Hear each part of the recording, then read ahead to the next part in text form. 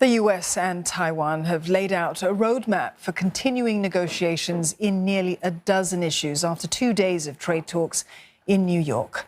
Areas covered include anti-corruption efforts, digital trade and non-market policies and practices. But no agreement is expected until next year. They also agreed to hold additional meetings in the near future. Our discussions in New York took place around the same time British Trade Minister Greg Hands was in Taipei.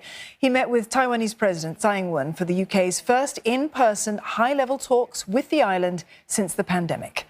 Britain has no formal diplomatic ties with Taiwan, but the two have close economic and informal relations.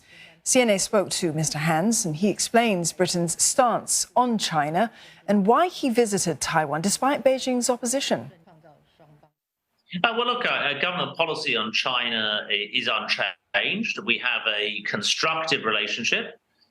We are right on the front foot in criticizing China, for example, in its practices in Hong Kong, its practices in Xinjiang as well.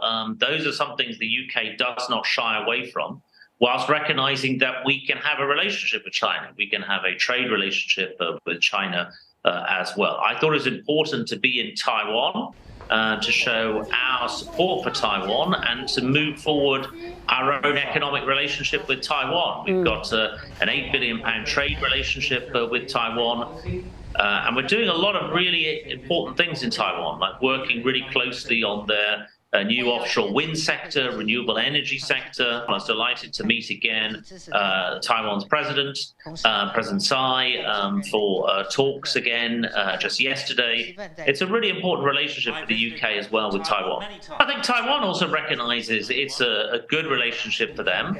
They have, for example, a strategy to be bilingual by 2030, Chinese-English. And which better country is available and willing to help and has that expertise to help on the English side of that bilingualism than the United Kingdom?